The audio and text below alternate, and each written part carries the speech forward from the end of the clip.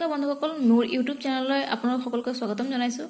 আজি মই লৈ আহিছোঁ গণিত বিষয়ৰ LCM মোৰ কিছুমান শৰ্ট ট্ৰিক, যিটো আপুনি জানিলে 5 ছেকেণ্ডৰ ভিতৰতে আপোনালোকে কুৱেশ্যন এনসাৰ কৰিব পাৰিব আৰু এইটো বহুত বেছি ইম্পৰ্টেণ্ট।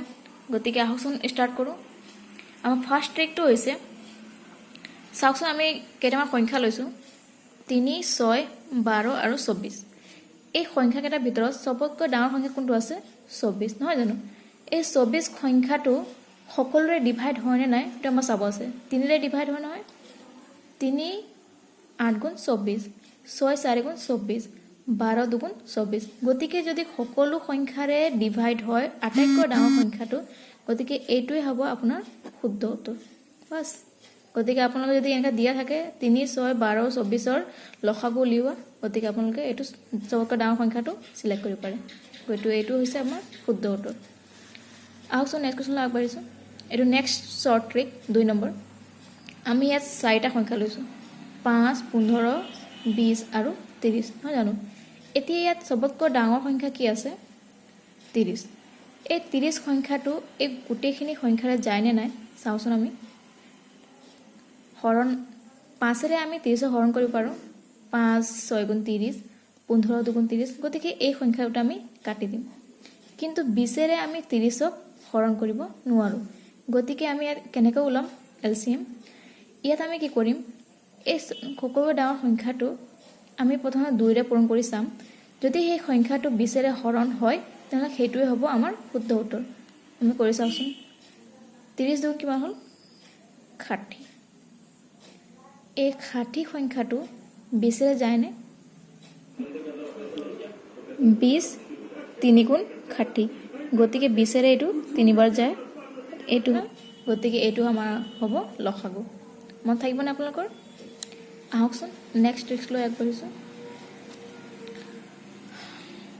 3 number trick. আমাৰ এই ট্ৰিকটো হৈছে আমাৰ সংখ্যাকেইটা হ'ল 9 18 আৰু 17। এই সংখ্যাকেইটা চবতকৈ ডাঙৰ সংখ্যা হৈছে 18। ডাঙৰ সংখ্যাটো হৈছে আমাৰ 18। গতিকে চাওঁচোন 18 সংখ্যাটো দুটাৰে ডিভাইড হয়নে নহয়? গতিকে 9ৰে 18ক আমি হৰণ কৰিব পাৰোঁ। গতিকে আমি 9টো কাটি দিলোঁ। কিন্তু 17ৰে আমি 18ক হৰণ কৰিব পাৰিমনে? নোৱাৰোঁ। কিয়নো 17 এনেও নাযাব, কিয়নো এইটো 1হে বেছি আছে। গতিকে 17 এটা প্ৰাইম নাম্বাৰ হয়, যি খালি 1ৰে আৰু 1ৰে পূৰণ হয়। 17 এগুণ 17 হ'ব আৰু ইয়াৰ বাহিৰে একোৰে পূৰণ নহয়। গতিকে এইটো হৈছে আমাৰ প্ৰাইম নম্বৰ। গতিকে আমি এইটো জাগাত কি কৰিম, এই দুটাও আমি পূৰণ কৰি চাম। এই দুটা পূৰণ কৰিলে আমাৰ এনসাৰ ওলাব 306। 306 হ'ব আমাৰ LCM। চাওকচোন কিমান ইজি আছে। আহকচোন নেক্সট ট্ৰিক হৈছে 4 নম্বৰ ট্ৰিক। 4 12 17 আৰু 24। আমি 4টা সংখ্যা লৈছোঁ ইয়াত। গতিকে এই সংখ্যাকেইটা চাওঁচোন, চবতকৈ ডাঙৰ সংখ্যা কি আছে ইয়াত? 24, নহয় জানো? 24 সংখ্যাটো এতিয়া এই সংখ্যাবোৰৰ লগত যায়নে চাওঁচোন। 4 6 গুণ 24 হয়, আমি এইটো কাটি দিম। 12 2 গুণ 24, এইটো আমি কাটি দিলোঁ। এতিয়া থাকিলে 17। 17ৰে এতিয়া 24 যাবনে চাওঁচোন আমি পূৰণ কৰি। 17 2 গুণ কিমান হয়? 17 2 গুণ হ'ব 7 2 গুণ 14 4, হাতে গ'ল 2, 7 2 গুণ 14 হাতে গ'ল 1, 2 গুণ 2 একে 3, 34 হৈ আছে।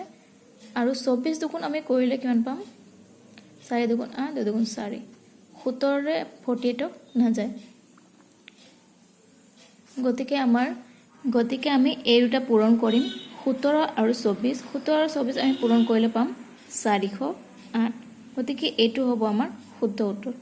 এইটো হ'ব আমাৰ LCM ওলাই গ'ল। চাইছেনে কিমান সহজ আছে?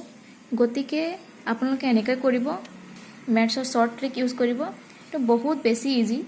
গতিকে যদি মোৰ ভিডিঅ'টো চাই আপোনালোকৰ ভাল লাগে তেনেহ'লে প্লিজ লাইক কৰক, ছাবস্ক্ৰাইব কৰক আৰু শ্বেয়াৰ কৰিব নাপাহৰিব। Thank you so' much.